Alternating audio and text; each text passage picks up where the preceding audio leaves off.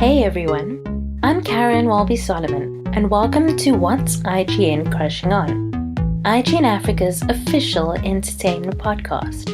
I'm your host, and I'm joined as always by my producer and editor, Rebecca Barches. This week on the show, we were joined by Mia Arderne. Mia is a writer who recently published her debut novel, Mermaid Fillet. So we're just going to give you like a brief summary of what Mermaid Fillet is. In this Cape Town, there's a goddess who casts raging red storms when female bodies are abused. It's a place where women try to redefine their space in society. This is a story of a network of wannabe gangsters, the search for a Tamagotchi, and the smuggling of mermaid tails. Mermaid Fillet is about violence, feminism, and how you dollar what you must.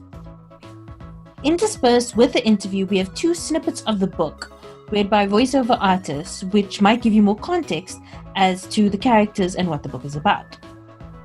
We also have some trigger warnings for the episode, as there is some strong language, mentions of mental health problems, depression and addiction, sexual assault, and violence.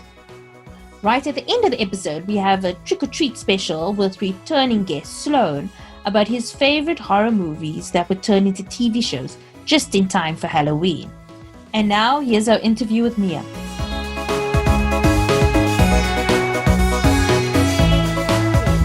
Hi Mia, thank you so much for joining us.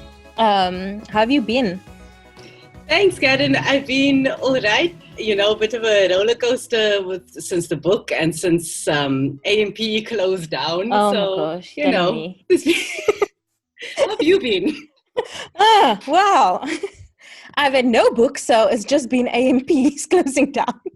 No, I've been okay. A podcast, babes. You're out here. Yeah. You're out here. It was a blow, though. AMP liquidating was a bit of a blow online. Yeah, and an unexpected one, too. Like, I think the day before, I was still like very much in the swing of things and like writing and stuff. And they're like, today's your last day. So yeah, it's been a bit. I remember that shit. Yeah. That was not liquor at all. But we survived. We are okay-ish. So obviously, because we kind of worked together, like I think I started just after Marie Claire closed. So like I only like saw you in passing most of the time. So I was really excited to chat to you because I mean I've been reading your stuff for so long and obviously with the book and everything, I've been such a fan of your writing. So when did the writing bug like hit you? Like when did you like, oh no, this is something I have to do? I think I've always I've been writing most of my life. It not always for publications, but I've always kind of had the writing bug. I would just journal, write shit down that's on my mind, things that are bothering me, observations in like my phone notes or before I had a phone in just like journals and stuff. So I've been doing that mainly for cathartic reasons for as long as I can remember it.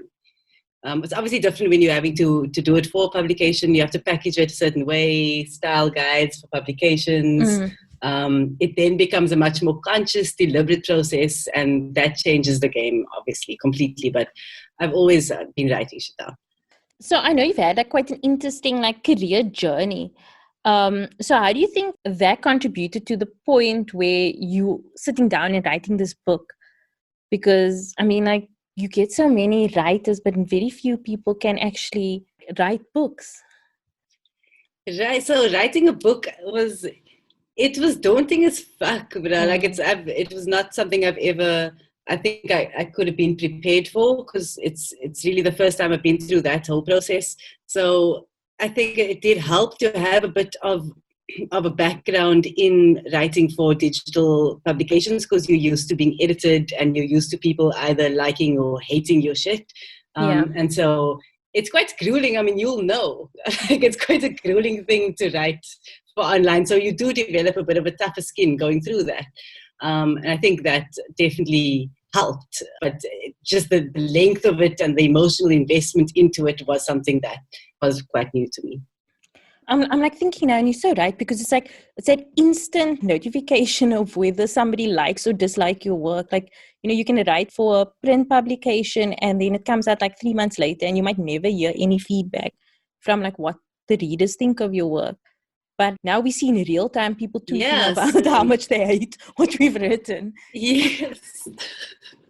Yeah, so we know that road, man. We know how, like, and people can be heartless as well. Yeah. Like, they forget there's a human being who wrote that, actually, that you're busy dragging or talking cuck about, or like, idly smug to rate their work because you feel that you can, or you're bored or whatever. But yeah, I mean, like, so having done that, and you'll know, like, having your work out there for social media to do what they want with every other day. I mean, you do become not indifferent to it, but you become, and I think you have to become a little bit insulated because, otherwise you'll just write nothing. So I think it's a good preparation to have to like get your work out there and start just familiarizing yourself with like the way people react or don't react. With shade or with praise or whatever, so that, because people are going to have differing opinions all the time. So when it comes to like what you've written, like the articles that you've written, what are ones that stand out for you, experiences that have stood out for you? I think, I've had some that have gone down really well and some that have gone down really terribly. So that mixed feelings for Miss Universe piece that I wrote for Marie Claire obviously crashed the website, got a whole lot of backlash. I got hate mail and people were very upset at me criticizing the white Miss Universe, whatever. That just, it was like a bit of a nightmare. And then I've had other pieces, hate mail from like Tannies in Pretoria who I've never met out here in my Facebook inbox, just out of nowhere. Like, and at that stage I was relatively new as a columnist or a content producer rather. So it shattered me. Like I couldn't cope with it. It was an onslaught of comments. Like I was a mess. And then, I think that was probably the toughest one. And then I've also had like ones that were really well received. Like I wrote about when I used to work as a Hooters girl in Edward Street in Belleville. And 8 things I learned being a Hooters girl, and that was really like well received, and people found it quite relatable, and it was very affirming.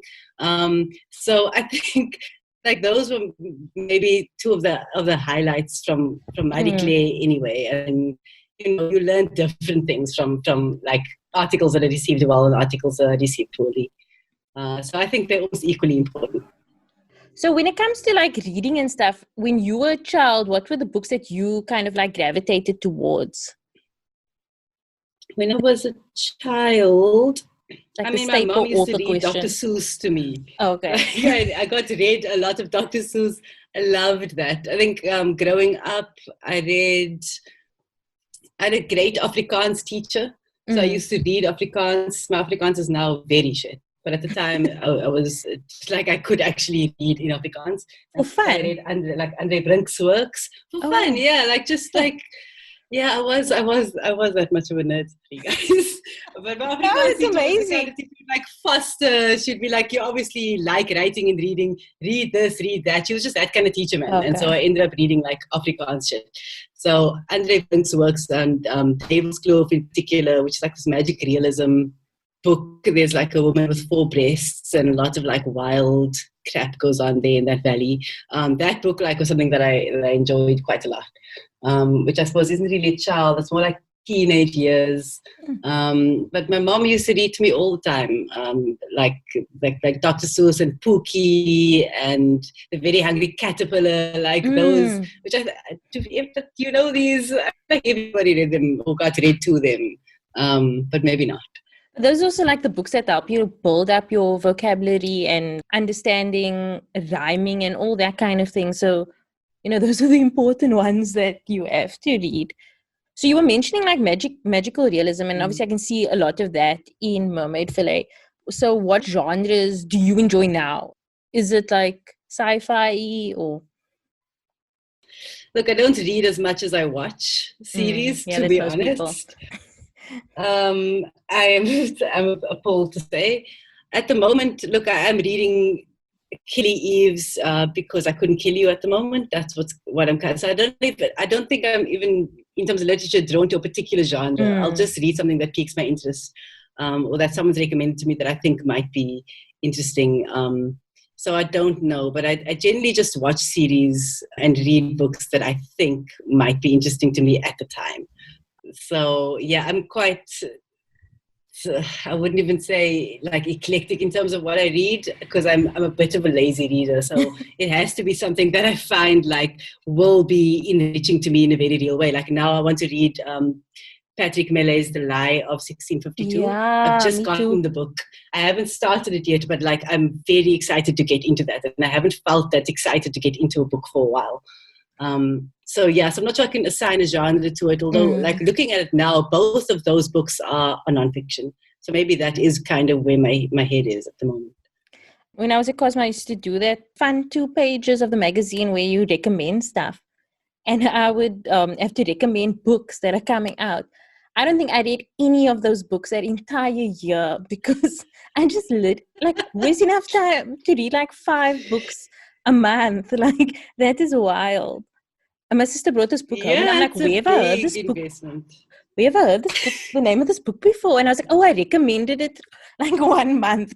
I didn't know anything else. Oh my God, relatable. Spark Notes goal. Spark Notes all the way. Shit, yeah. So we were talking about, you had recordings of the different characters. So what do you think of audiobooks? Are you a fan of audiobooks? Is it something that, you listen to? It's something I want to get into because I do enjoy podcasts, and I like having things read to me. Yeah. So I'm a big fan of the idea of audiobooks. I haven't like listened to an audiobook yet, but it's something that's been on my to-do list for a while, because podcasts, I can imagine there's a similar kind of freedom to it where you can cook, or you can clean, or you can just like sit there on the carpet feeling sorry for yourself while this thing is playing. And I love that because it allows an element of like being engaged while being lazy. And I think that's something very particular to podcasts and audiobooks. So yes, it's something that I definitely want to do more of. And it's something that it's like with podcasts anyway, because I still need to. Do I need to download audiobooks? Kind of work, I suppose, in a similar way to podcasts. Yeah. Where you'll click on the thing and we'll play for you. So it's definitely something that I'm a fan of, and I think I want to see more of. I was thinking about it with your book. There are so many great South African stories that would sound so good as audiobooks. It's like you can hear the tone and the voice and the different dialects and all that kind of stuff like coming through when you listen to it.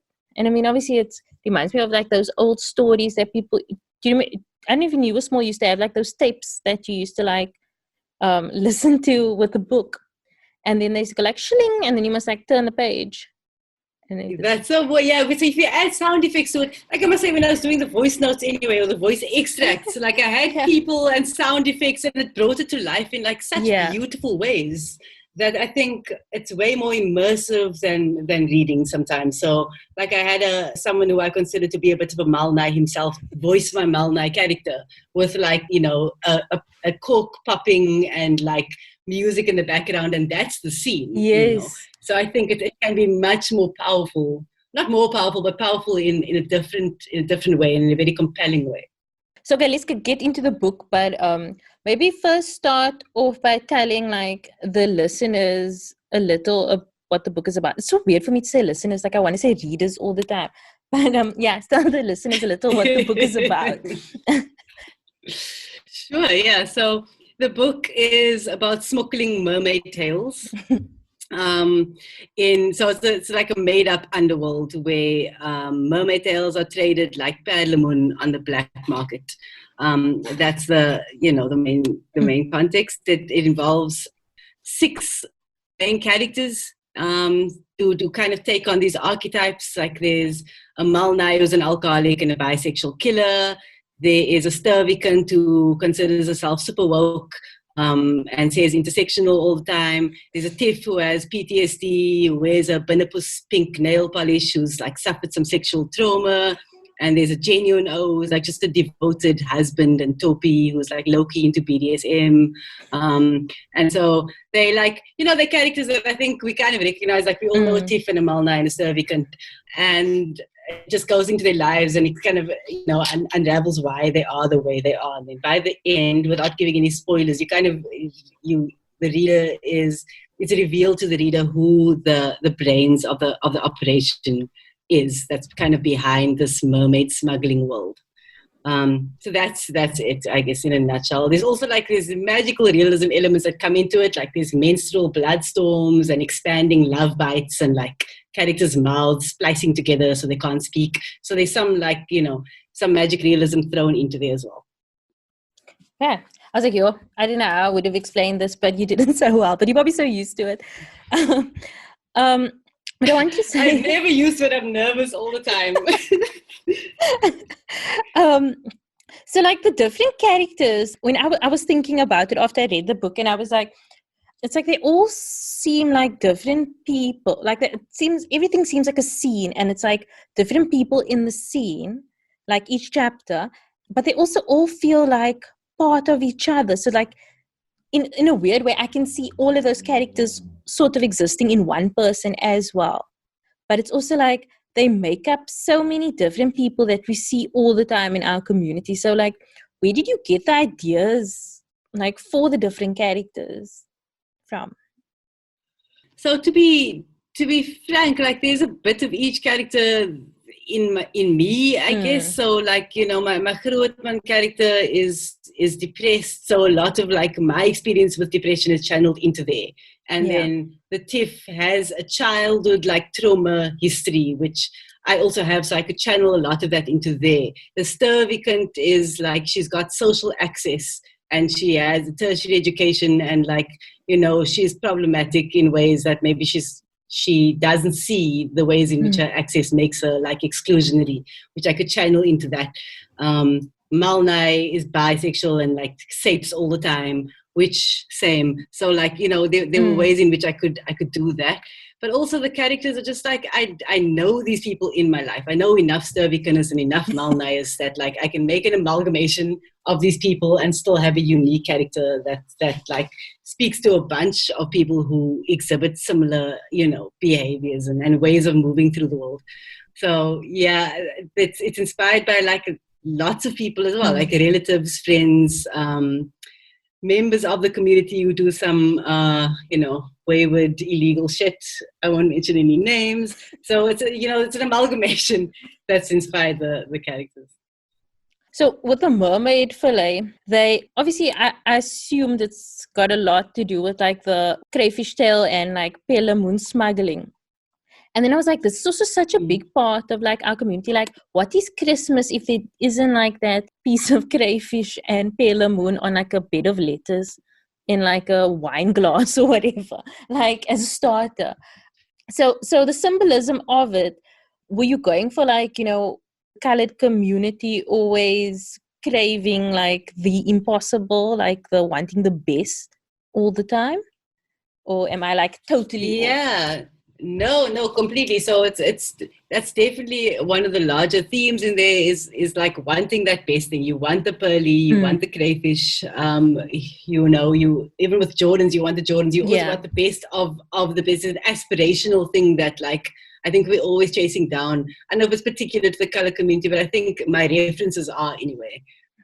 So the mermaid and the trading of the mermaid and like wanting to have this mermaid tail is this impossible. You're literally aspiring to have the best of the best, even if you can't get it, even if it might not ever be attainable. So it's definitely a comment on that as well. And I think like for the Bangat, I don't want to obviously give spoilers, but like, I don't know, I just felt I related so much to that moment, man. Like I don't, like there's probably should be more that I related to, but that moment itself, it's like when you feel like the thing you've been wanting all your life, you finally get it and you still feel empty.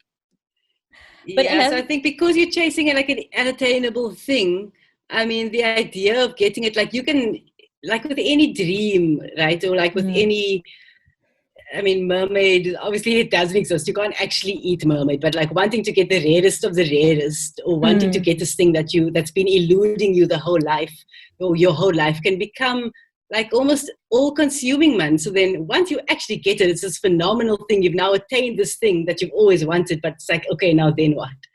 Yeah. Like, what is your life now? And I think, yeah, it's that thing of like, once you actually get, you seek self-fulfillment, or you seek this, actualization, and you get it, and then there's a bit of a crisis that follows. There's like an emptiness that follows, because you've geared your journey for so long towards getting a particular thing. And so, yeah, so I think that was kind of Bankat's journey in a lot of ways. And I think it also goes with the narrative of gangsterism, like, always searching for power and money. And once you get it, it's still sort of empty, and which we saw in like Grootman as well. Always going for more and more. And then, you still feel depressed and nobody knows. Completely. So with Grootman, I mean, he's just so determined to build a legacy. Yeah. And he's just going for more and more. But he doesn't trust the joy, even when he's successful. He knows already, like, I'm going to feel happy for Bitchy, and it's going to pass. And if I go off my medication, I'm going to be fucked. So there's like a distrust that Pat has, that Grootman has, of happiness itself, where like, as soon as he starts to feel like he could be happy, he's immediately very suspicious of that happiness, because he knows it's not going to stay. I also wanted to ask you about trauma and classism, like within the characters of Letitia and Michaela. I was like, when I read Michaela, I'm like, shit, is this me? And then I was like, God, I hope not. I really hope not. I was like, I really hope this is not me. But I mean, so when the story of Letitia is a story of so many women and men within communities that have been sexually abused.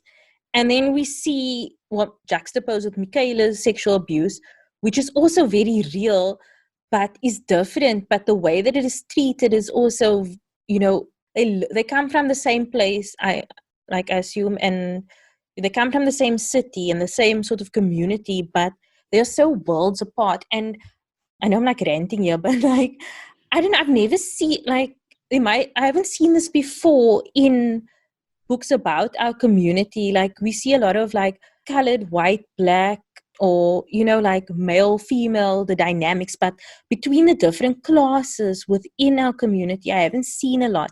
And that is such a like interesting way that you dealt with those two characters and how they are like juxtaposed with each other.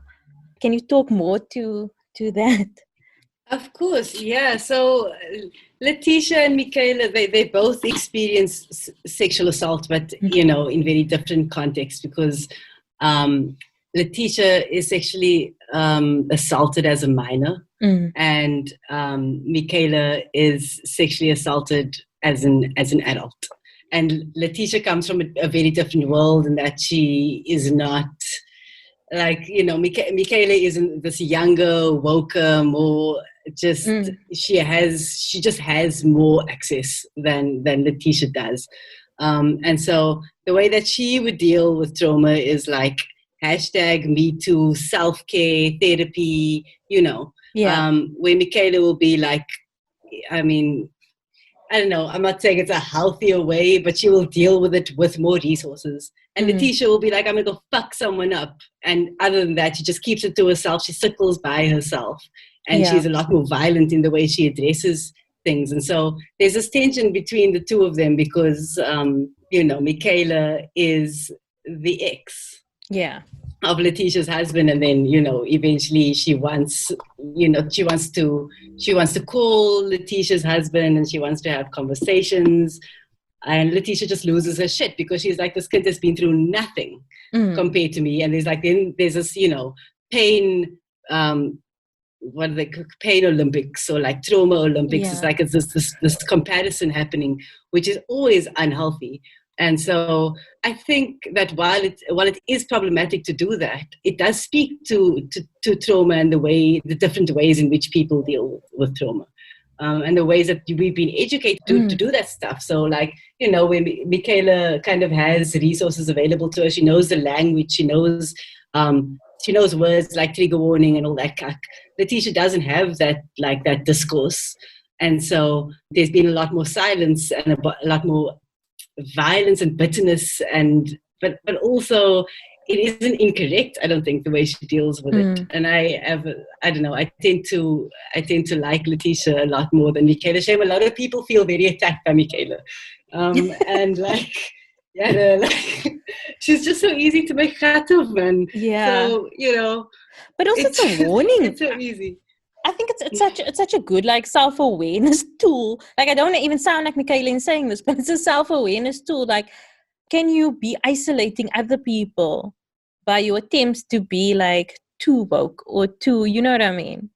Could she like? I think it's also, are you taking into consideration like those who don't use the same language as you, who don't have access to what you have access to?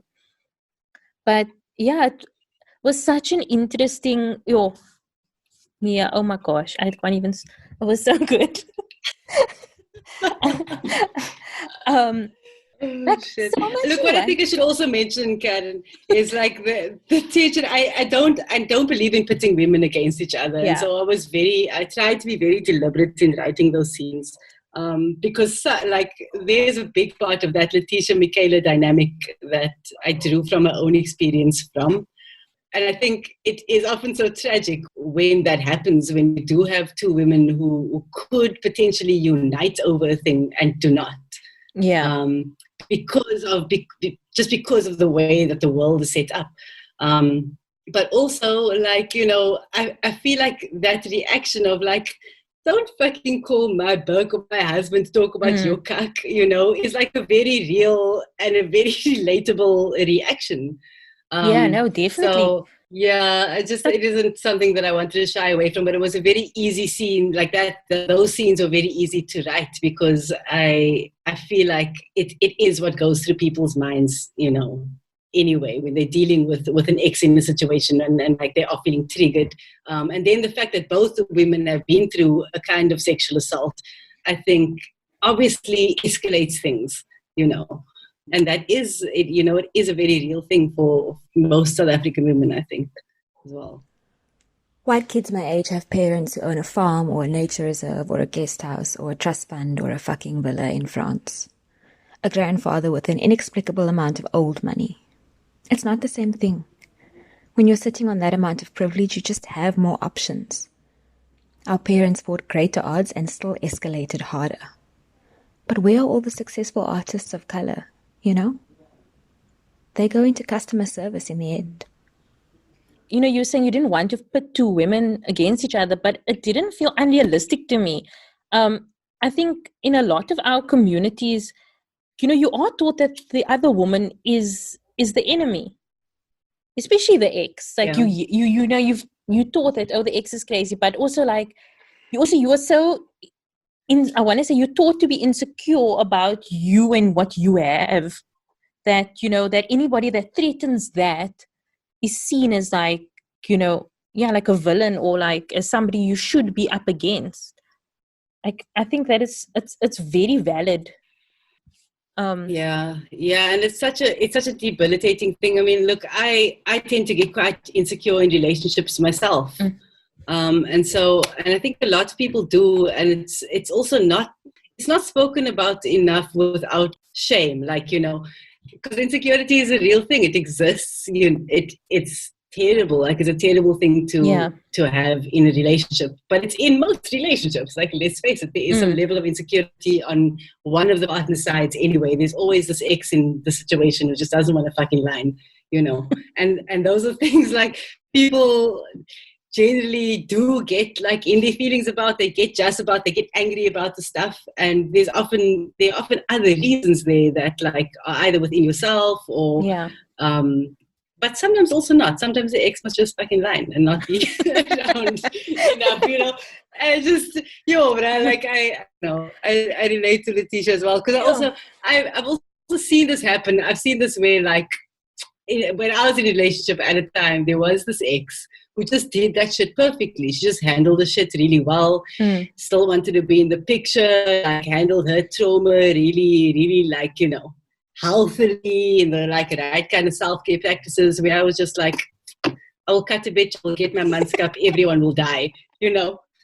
So I just, yeah, they are different ways of relating to pain and to insecurity, and they're not all okay. Some of them are problematic, but they are all valid. They all come from a place, you know. Yeah. And that's, I think, kind of plays out there between the two. When Letitia was like, can she not go see a therapist? I was thinking the same thing. I was like, why are you messaging your ex-boyfriend or phoning him? Why? Especially if your ex-boyfriend is married with children. Why are you calling your ex? Why? Huh? Your ex Don't is your busy. friends. Don't call your ex. And then it's still Michaela, no, who has a therapist, who has the luxury of having a therapist, you know. But no, she must call her ex. No, please, I have no time. You have your Instagram inbox is full of people wanting to help you. Go. Literally. So, like, within the whole sexual assault thing, how did you come up with the idea of the goddess raining menstrual blood? Like, I was like, wow, this is wild. But, like, how did you come up with that? Yeah, look, I think I've always liked the idea of it raining blood. I did used to read a lot of Lorca, so it might have been inspired like by that to a degree. But what it did allow me to do was, I first just wanted it to rain blood, and then I realized, no, it's not just raining blood, it's raining menstrual blood. Like, just like occurred to me that is the organic thing to happen, because we need like nourishment. The soil needs nourishment. There's nutrients in menstrual blood, and also like it's a goddess. She gets just when people transgress, when predators do what they do, and so it allowed me to have this mechanism where if there is an act of sexual violence that's very fucked up, that's very severe, it can rain harder. And it can be the kind of rain that it can kill you and choke you. And if it's a slightly less aggressive act, it can be like a light drizzle or whatever. And there's a scale, but it's always being watched. This idea of there's a goddess up there who is watching all this cuck and is reacting to it through the elements. I think just like it helped me contextualize where the novel was at. And so... yeah, so it was my editor's idea actually that I just make the goddess a character, you know, in her own right, because these elements are coming into play throughout the novel. So it was something that I just used to monitor that internal world that later just became embodied by this goddess of retribution. Don't be taken for a puss. This is particularly hard to remember when it's your end. You're defeated, you're tired, you're weakened. But don't get taken for a puss. Not by those who want to employ you. Or even those who love you. They will all try it. It's festive. Stay base. So I also wanted to ask you about the whole mental health thing. Because what I think you did great was that you provided a spectrum of mental illnesses that many people that in our community suffer from, but is often not addressed. Like from alcoholism, and I feel like there's been a lot of talk about alcoholism, like in the color community. But you also spoke about things like depression and other things which isn't addressed enough. Yeah, so tell me like about your thought process around that. Yeah, so. Look, I suffer from mental illness. I'm not ever going to be able to write without that. So for me, it came like quite organically. Like these people, the four characters who really suffer from mental illness. I mean, the one is alcoholism with the Malnai, the other is PTSD with a TIF, depression with a Grootman, and anxiety with a Sturvikant. I know enough about that I can't not have it inform my writing. And so to embody them in certain characters, it just helped me externalize it a little bit, like, you know, as well.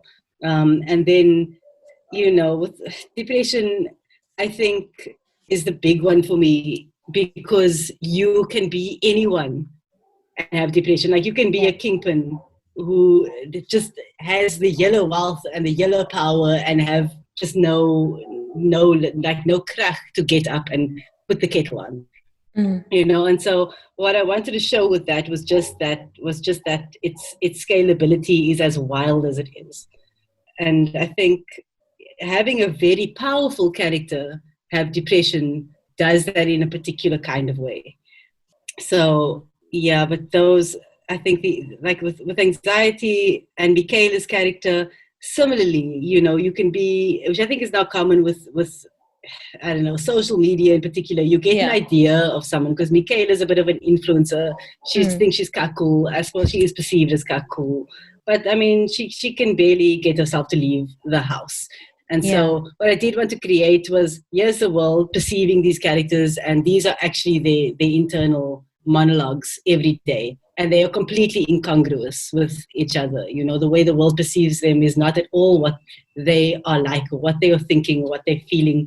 And I think that's true for a lot of us, whether it's on socials or how we relate to other people. They are just two different worlds there, which mental illness often does. We're forced to kind of split our internal world with our external world more so than other people, or than normal, not normal, but neurotypical people. Making Isaac bisexual was so interesting, because he still had this kind of like toxic masculinity around him, even though he's not a heterosexual man. But men in these kind of communities are kind of expected to be a certain way, or to treat others a certain way. And it was so interesting for me, like the fact that you made him bisexual, which is amazing. It's okay. Yeah, look, Isaac is my favorite character. My Malnai, I love him the most. And I think, look, Isaac is bisexual, and he's also a nai.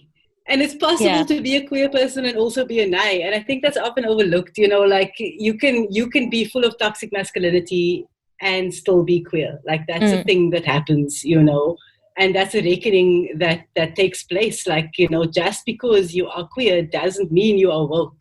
Like, it doesn't mean that you are unproblematic. You can catch on the yellow. I mean, Isaac cheats on his boyfriend. He's like very dismissive of people. He's in the clutches of addiction, and he does kind of take pride a bit in being an I.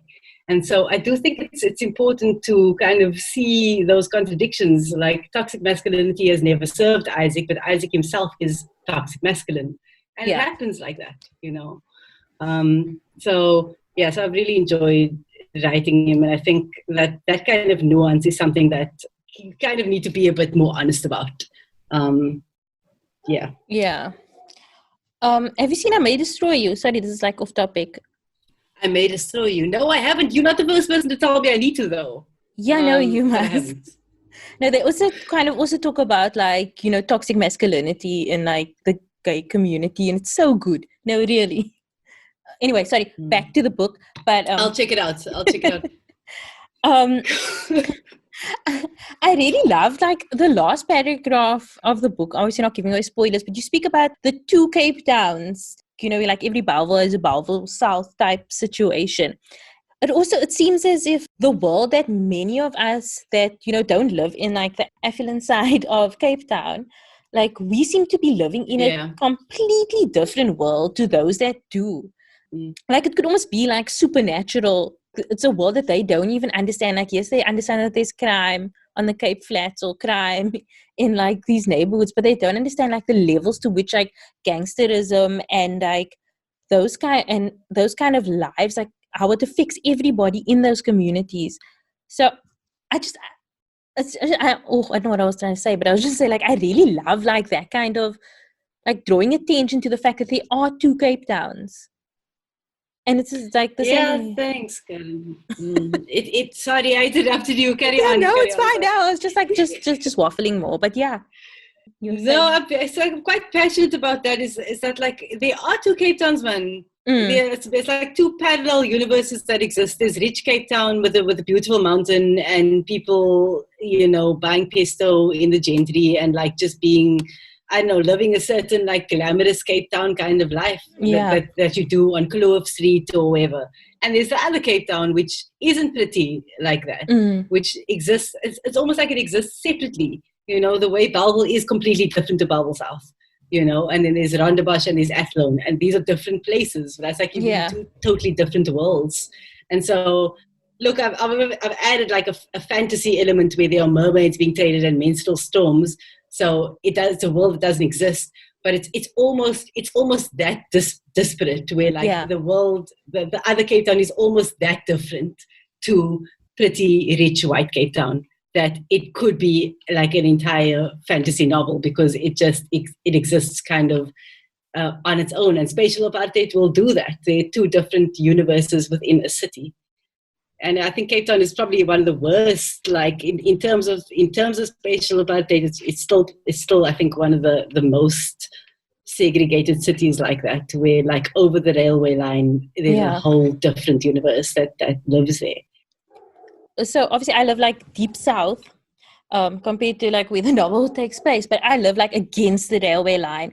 So I live in Retreat, and there's like Tukai is just over the railway line, and it's beautiful and it's lush and you can walk there.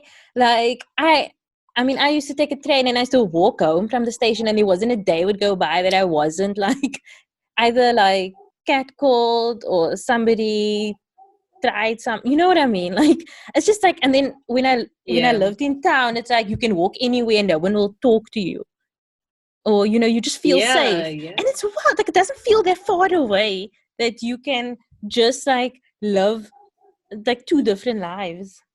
For sure. And that's the thing, like, you know, if we take gangsterism and put that aside for a second, like those spaces, the spaces within the other Cape Town are just more viscerally violent.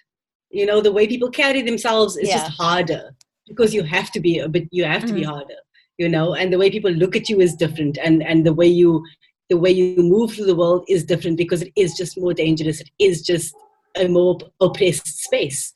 And so, so walking on Kloof Street and walking on a street in Bellville South, or walking on a street in Retreat is a completely different experience. And the thing is, it's just infuriating, because obviously it exists intentionally. It's perpetuated still now intentionally. And I don't think the other Cape Town is even aware of that. They can't possibly know what that's like.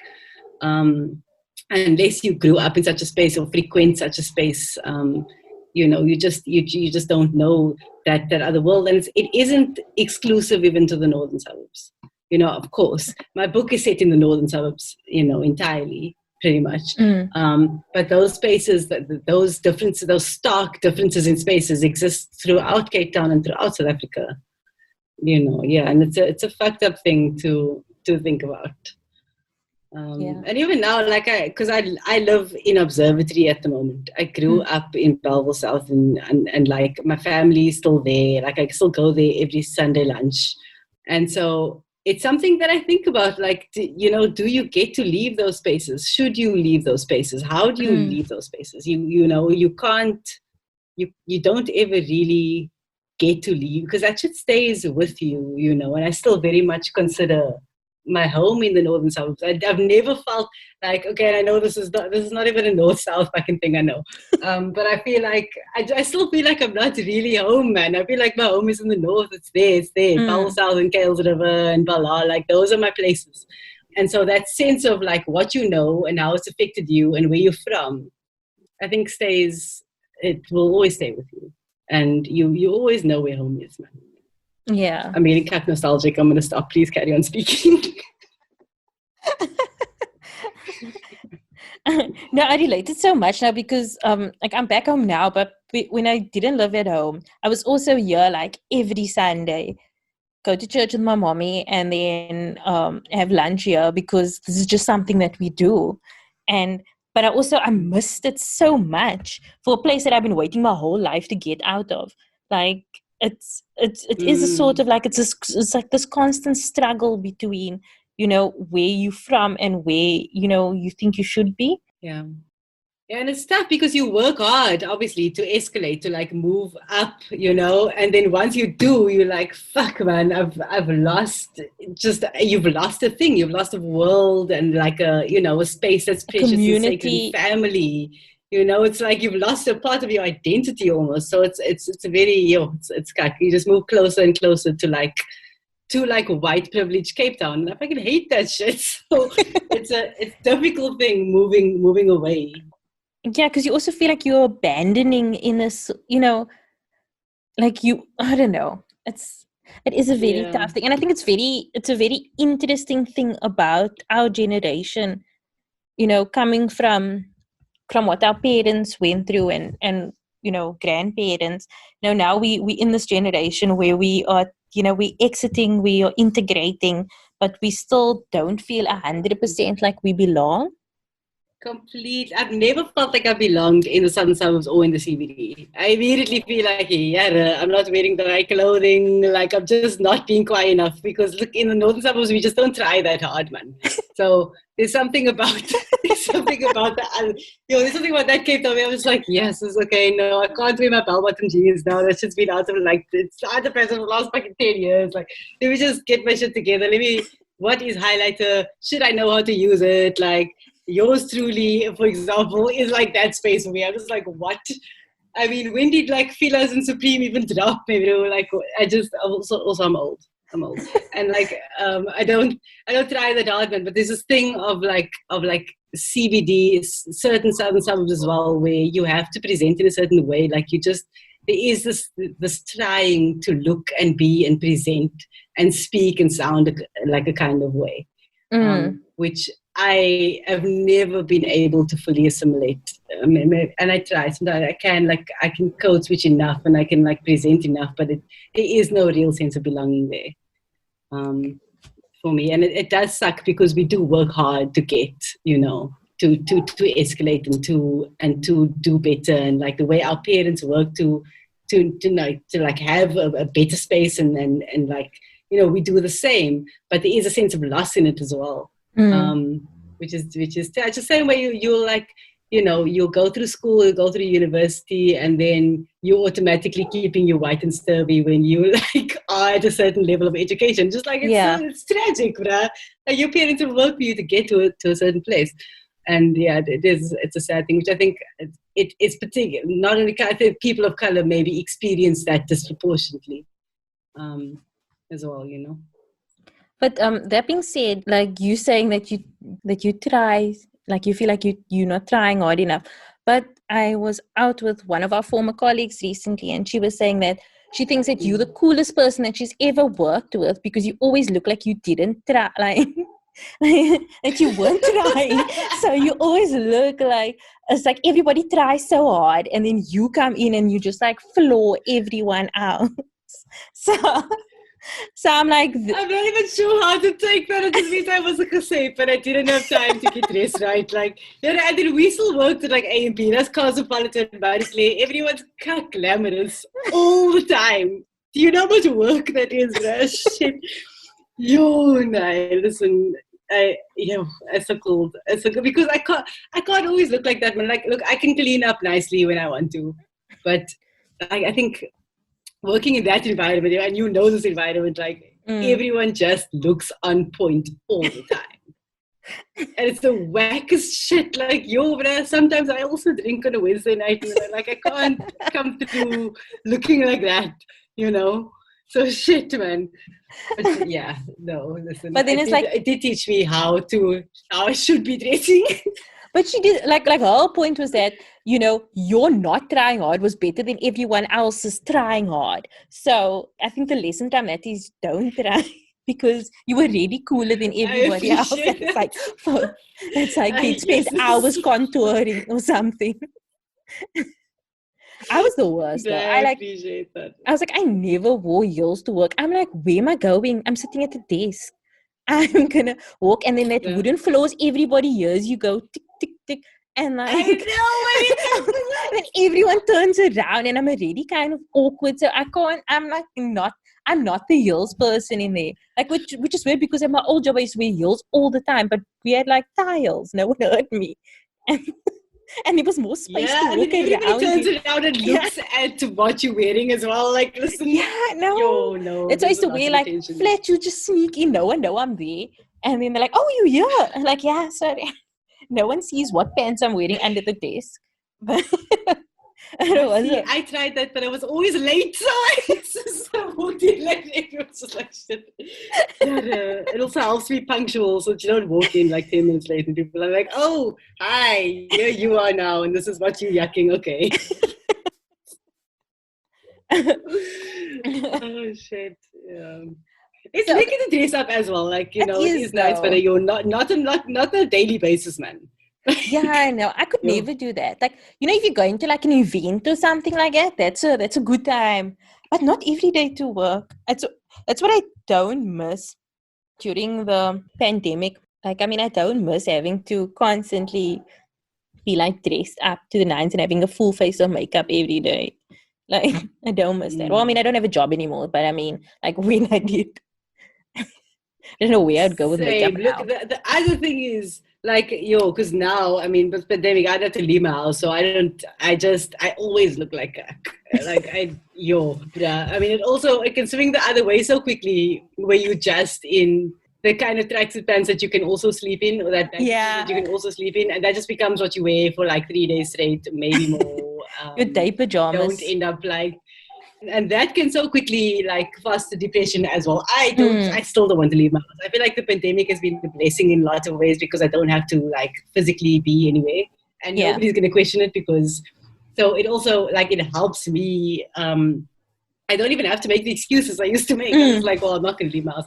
But yeah, it can also like having to like present to the world can be a good thing because you are then forced to like break out of that like cyclical depression, which yeah is it's a serious problem for me anyway with the pandemic because unless I have to go, and this is like a really important thing to me or like a high stakes thing, but I'm not trying to leave my room, you know. Yeah, so, no. Yeah, it's also not good, but I don't miss dressing up. Sometimes I miss dressing up. And I can also dress up for myself and take like, you know, look at myself in the mirror, take a selfie, and then, you know, I'm done. It's a blessing for, I think, yeah, it started, the pandemic anyway, started out as like a blessing for like me, and I think for like some depressed people as well that I know, like socially anxious people where like, fuck, you don't have to do this crap. But it can, now that it's gone on for so long, you can also end up indulging that side of you too much. And it can become dangerous very fast. Because now, I mean, I just, I won't leave. And I am scared, and the virus is still very real, and there are reasons not to leave your house. Yeah. But I also kind of don't want to return to normal where I have to leave my house again. I just like want to know, can that day not come? You know, can the virus be cured and I still don't have to stick it? You know, it's currently where I'm at. Maybe it's like, you know, we have to find that balance between, you know, doing, you know, going out enough that we are socializing, that we are fostering, you know, kind of relationships or like helping ourselves, but we're not to a point where we hate it so much because we constantly feel that everyone has access to us, or we have to constantly do what other people want to do instead of what we, like how we feel in a moment or what we would like to do. And I think that there's kind of like bridging gap between like the virus being gone and, you know, hard level 5 and the virus still being here. We can sort of be like selective of what we do and who we see. And I don't know. I mean, I don't know the answers, but and I'm just as much of a but it's, you know, homebody, it's but important. It's so cool that we get to be more selective, man, because it should be like that generally. We should be able to just be like, actually, I don't have to see you. I still love you. I will always love you. You're a very important person in my life, whether it's a relative or like a friend or whatever the case is. And you just be able to say, look, I can't today. I just can't today. And have that be totally fine without being like, it's COVID, I'm not going to come. You know, it should be an accepted thing, man. So maybe that balance is starting to tip in the right direction where like people don't hold expectations over you like that. Because I think it does kind of need to change. I mean, like Cape Town, you know, like everyone's fickle as fuck. Everyone's tired. Nobody like wants to be at every event or gathering or whatever. And that's fine, man. It shouldn't be taken personally all the time. So yeah, it is nice to be more selective. And I think it's not like sometimes you just don't have krach, man. Yeah, no, exactly. It's okay. But I'm also like the worst kind because like I hate telling people no. I always feel so guilty. So then it's like, but I also don't like lying. So it's like that awkward, like, what do I do? But yeah, I think we like the pandemic has helped us sort of find a groove. I hope so. I really hope so. By the time, I hope I'll be able to go out again at some point. But yeah, same. But yeah, even I miss going out, and I fucking hate going out. So the other day I was like, I feel like going to a club, and I was like, we're not supposed to at the club before COVID. Same,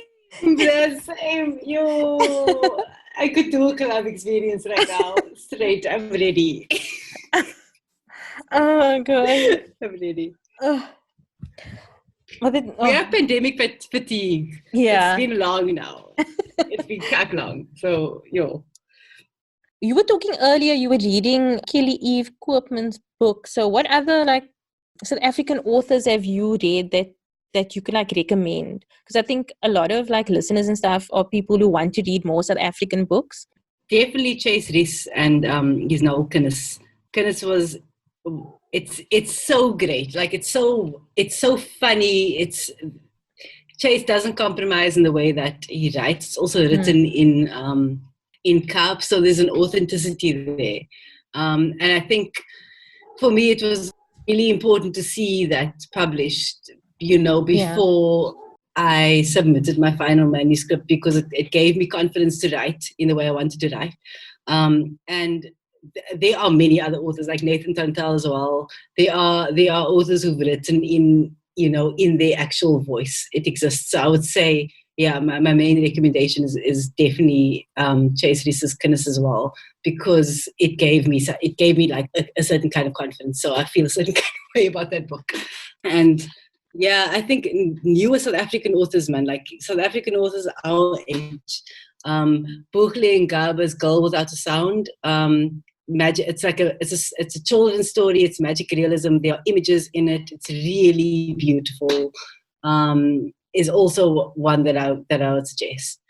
And it's the kind of book that whether you're a lighty or whether you're a grown-ass person, that is it's like a healing, beautiful, magical thing to read. So I would recommend it for people and their kids, for adults and children.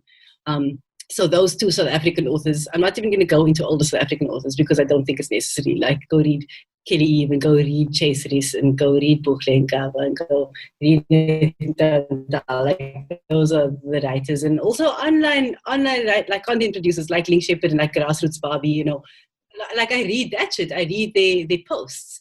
And a lot of those posts are so beautiful and so profound that it's literary. It might be a long-ass Facebook post, but that shit is literary, or a Twitter thread or whatever. Go and follow those people and give them your coins because they are literary as well. Yeah, actually, as you were saying this, I'm I wonder how much Facebook has done to elevate voices we wouldn't usually have heard. I mean, talking about Link Shepherd and Grassroots Barbie, I feel I learned such a lot. Even growing up, I feel I've been following them since I was in high school or 18 or whatever, and the way they write is so great, but Facebook gave them their platform and it gave them a space where everyone could see it, whereas most people from our community and stuff, we weren't going on looking for WordPress blogs and that kind of stuff or whatever people used to do back in the day, Blogspot and stuff like that. Facebook is where everybody was at, and having such a direct I feel I learned a lot through that process, and it's interesting. I hope a Michaela, social anthropology master student, looks into that one day. I hope she does too. Listen, I mean, fuck, I feel a certain kind of way about them MA anthropology students, but I hope so too, because look, those online content producers, Facebook content writers who are that authentic and have those followings, those are literary influences. Yeah. Books aside, they are huge literary influences and they should be recognized as such. And it's bullshit that they get no money for it. And Facebook should fucking alter their shit. We're not even going to get into how Facebook is for the cat.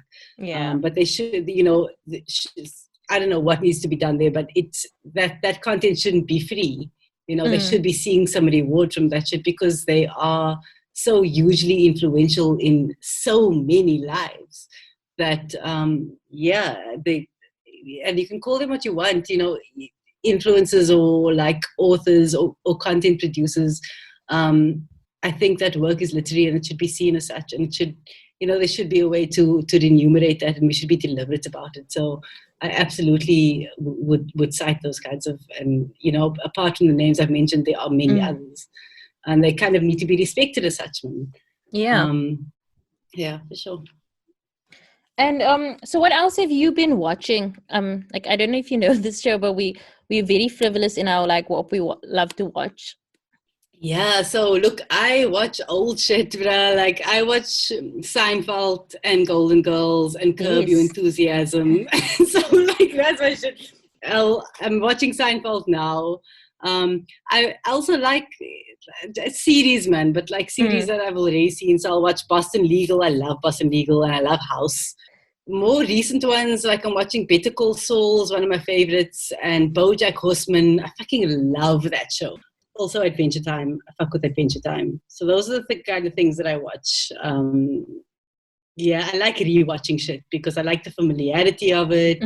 Like those favorite like older shows, I could just watch those episodes again and again, and I just feel like centered and like there's voices that I know. So I'm the kind of maybe not the best person to speak to about what I'm watching, but like it's that kind of thing. No, it's like the same. Like, I think I'm the same. But also what I like about the older shows is that, especially with like the comedies and stuff, there's not like some deep thread that you have to follow. Like nowadays, I feel like there's always some like, you can't just watch like any random episode because like the new sitcoms always have like some deep thread that they are following. Like they want to be almost like the more serialized like dramas. But with the old, like stuff like the Golden Girls, you can watch any episode. You know what the beats are going to be. You will laugh. You know which character is going to play which part. And, it's so much fun. Like, I get that. So I love that. I love like going into a folder and just opening any like season 4 and episode like 12 because I list. Like, you know what I mean? Like, I'll just like open whatever episode and know I'm going to enjoy myself because I don't like change. So that shit is reassuring to me, And like The Office as well is such a good one. Like, I just like, I circle with new shit, I suppose. That's also the problem. But all the shows, man, I'm there for that shit. Yeah, when you're feeling stressed, it's the best thing. Like, even on if I'm going through DSTV, chances are whatever shows are on there, it's genuinely stuff that I'm not watching, or it's like in the middle of a season that I haven't seen. But I will go towards like Everybody Hates Chris or something that like you've seen like so many times just because like it's gonna be funny and you're gonna have a good time. For sure. So who was your first celebrity crush? Oh wow. Oh my god, I love this question. I think my first celebrity crush is Michelle Rodriguez. Oh my god, she changed my life. From like Girlfriend or like Fast and Furious? No, Fast and Furious, definitely Fast and Furious. I went to see Fast and Furious when I think I was in like grade 8. And I'm still in love with her. I will always be in love with her. But I was transfixed. Like, I was transfixed. So I think Michelle Rodriguez for sure. She's the one. No, I get that. She was like the ultimate badass in that movie. Like, I was watching one of the recent, because I haven't watched it in a while, but I watched one of the recent ones and I saw that other girl, the one, I think, Paul Walker's wife or whatever in the movie. And I was like, I don't remember this girl at all. Like, as far as I knew, like, Michelle Rodriguez was the only actress in this movie. Same. She totally overshadowed her. Like, she's also stunning. She's very pretty. Yes. But Michelle Rodriguez stole the show. Like, there is no movie. I love the Fast and Furious. I just am that person. I'm sorry. Like, I know people have said all kinds of things about the franchise. I don't want to hear it. Fast and Furious is amazing. And Michelle Rodriguez is like 70% of why.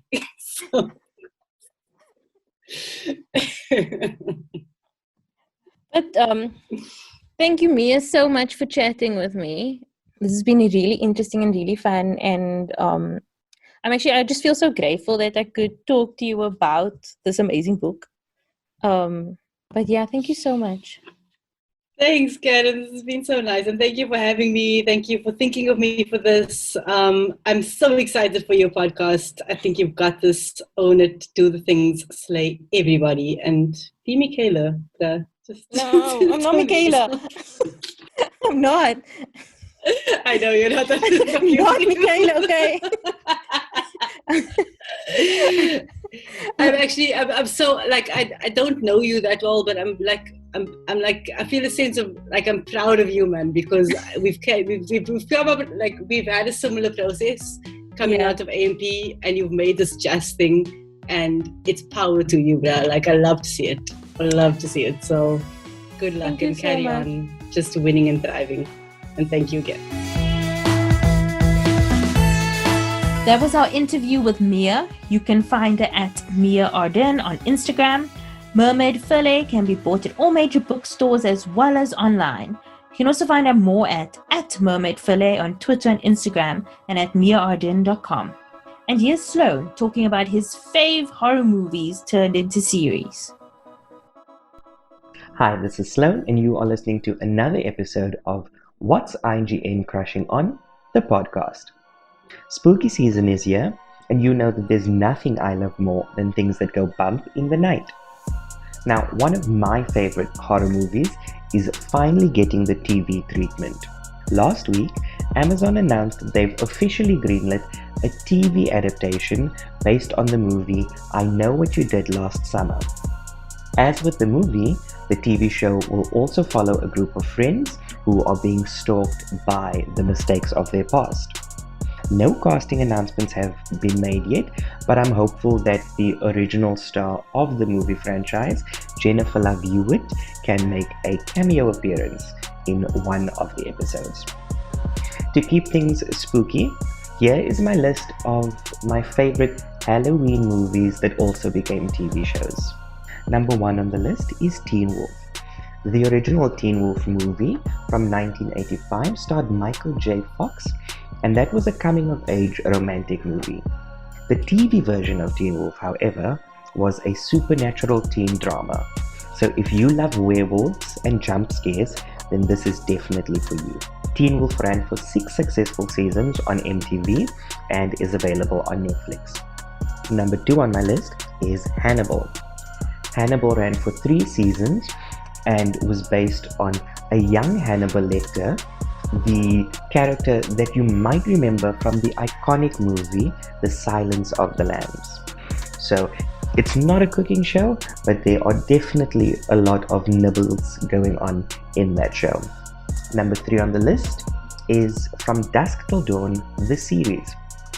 From Dusk Till Dawn was developed for TV by Robert Rodriguez, who also directed the original movie, which starred Salma Hayek and George Clooney. From Dusk Till Dawn, the series ran for 3 seasons, and if you manage to make it to season 3, you can look forward to a cameo by Demi Lovato, who put in some screen time on her ex Wilma Valderrama's TV show. Number 4 on my list is Ash vs. Evil Dead, and this is one of my favorite comedy horror shows. Ash vs. Evil Dead stars Bruce Campbell, who reprises his role as Ash Williams from the Evil Dead film franchise. So if you are looking for some laughs but also want to see a man with a chainsaw for a hand chopping off monsters' heads, then this is definitely the choice for you. And number 5 on my list is Bates Motel.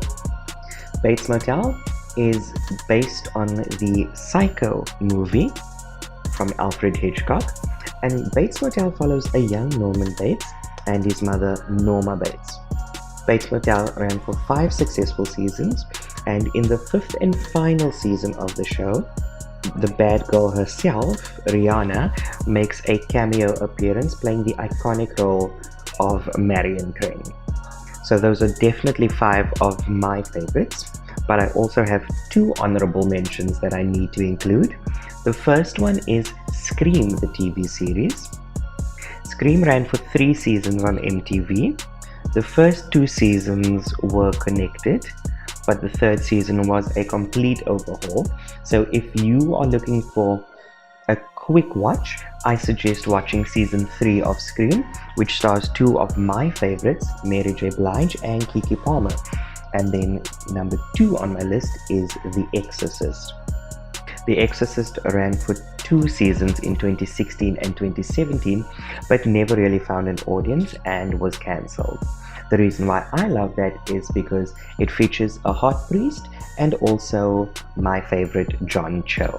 In addition to all of this, once you are done binging all of those shows, you can also look forward to a TV show based on the doll from my childhood nightmare, Chucky. The creator of Chucky, Don Mancini, has developed a TV version of the iconic Child's Play franchise that will premiere sometime in 2021. And he is not coming alone.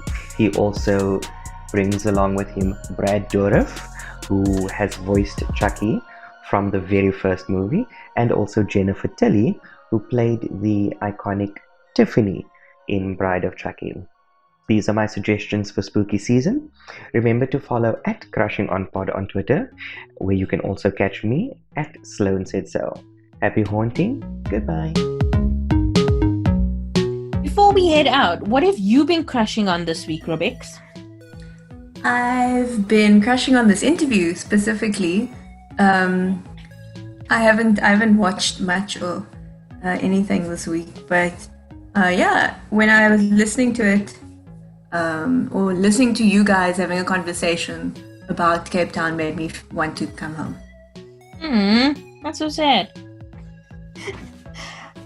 This week, I've been watching a lot of Riverdale. I've been catching up on the 4th season.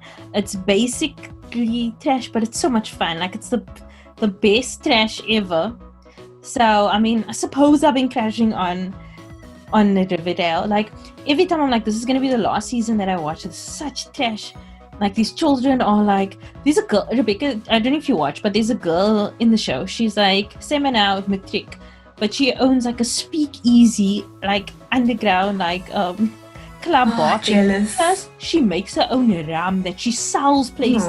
And then they got angry with a little shady because the principal like wanted to discipline her for having rum at school. And then she's like, what kind of like Nazi state is this? And I'm like, guys, but that's what a principal's supposed to do. Yeah. I really realized I was getting old when I started agreeing with the adults. But not even they. Like, the adults are just, like, their parents are just as stupid as them.